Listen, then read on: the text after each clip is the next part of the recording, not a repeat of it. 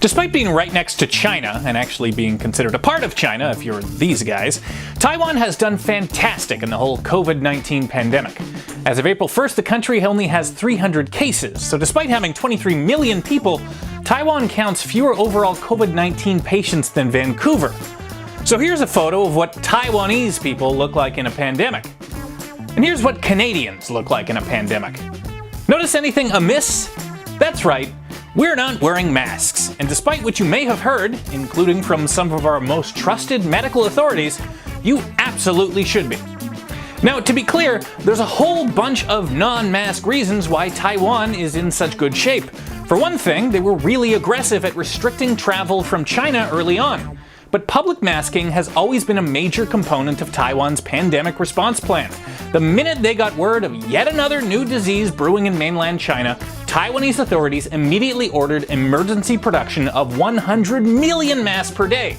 Doctors, nurses, delivery drivers, store clerks, everyone has all the masks they need, and public health campaigns to teach them how to mask properly. As for us, Western public health authorities aren't just failing to advise people to wear masks, they're actively telling us not to do it. This is the World Health Organization saying that you do not need to wear a mask. If you do not have any respiratory symptoms such as fever, cough, or runny nose, you do not need to wear a medical mask, like this one. Mask alone can give you a false feeling of protection and can even be a source of infection when not used correctly. And here's a particularly regrettable tweet from the US Surgeon General. Masks are not effective in preventing general public from catching coronavirus. As I'm going to cover in a bit, history is not going to look kindly on these messages. However, there is one very good reason why you probably shouldn't be wearing a medical-grade mask. A health worker needs it more than you. It turns out the government didn't have nearly enough of a mask stockpile on hand for this pandemic, so doctors and nurses are already being told to reuse their old N95 masks. And if they run out, we're going to have frontline medical staff doing battle against the deadly disease with tampons and shoe covers over their face. This is probably a good time to mention that the US and Canada also both sent several tons of medical masks to China a month ago. So one of these on your face means one less on a doctor's face, and we're screwed if she gets the COVID. But medical authorities are dead wrong to say that masking doesn't help. It absolutely helps. Covering up your filthy mouth hole to limit the spread of disease isn't just common sense, it's backed by good science. The Los Alamos National Laboratory in the United States calculated in 2009 that if just 10% of people sported a mask during a flu pandemic, cases could still go down by 1/5. Here's a 2008 Dutch study which found that even if your mask doesn't fit properly, if you're in the midst of a pandemic, the result is still going to be fewer sick and dead people. Here's a study where they got test subjects to tie t-shirts around their faces, and yeah, it was better than nothing. Now, let's take a closer look at the World Health Organization's wording. If you do not have symptoms, you do not need to wear a mask. This is all fine and good for a disease like smallpox or Ebola. In those cases, you aren't contagious unless you're already showing symptoms. But the singular reason why COVID-19 is so deadly is because it infects a whole bunch of people who do not know they're sick. You or I could have the COVID right now, with every single breath out of our mouths being filled with deadly viruses, and we won't have so much as a fever. So the WHO is correctly telling people, watch out because you might be carrying this virus even if you don't have symptoms.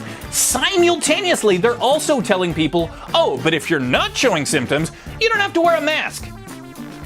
Another anti-masking argument that keeps coming up is that it gives people a false sense of security and causes them to touch their face more. I'm sure they're basing that on a whole pile of peer-reviewed data and not just conjecture, right? Yeah, that's right. There's no real data to show that the downsides of masking outweigh the benefits. The WHO just kind of assumed it did. And hey, newsflash, there's a whole bunch of things we do for our health that can backfire if you don't do it correctly. You can still get AIDS if you're using a condom. You can still get the flu if you get the flu shot. You can still die in a car crash even if you put on your seatbelt. In all those cases, we just tell people to use the technology with caution. We don't tell people not to do it because it might give them a false sense of security. And let's be clear, it takes some training to wear a mask. If you're not donning and doffing it correctly, while also keeping your hands clean, you're gonna get just as sick. Which is why, if we can return to Taiwan for a second, they have this crazy public health policy called Teach People How to Wear Masks. Okay, so maybe I've convinced you to wear a mask, but we're back again to the problem about a lack of supply. The answer is, you make your own. The plans already exist. Here's a proactive Indiana health authority who released guidelines on how to sew washable CDC-compliant face masks. There are thousands of Canadians trapped at home right now with working sewing machines and stores of fabric who are desperate to help. You put these bubbies on a war footing and we could have masks on every single Canadian in a matter of weeks. That's what the Czech Republic did, and that's part of why you don't hear the words Czech Republic all that often when we're talking about coronavirus deaths. But in Canada and the US, authorities just outright dismissed masking as something that only Asian countries can do. So the good news is, hey, there's this super cheap and easy way to combat the horrible disease ruining everything. The bad news is that a lot of trusted authorities kinda sorta lied to you about why you shouldn't be doing it.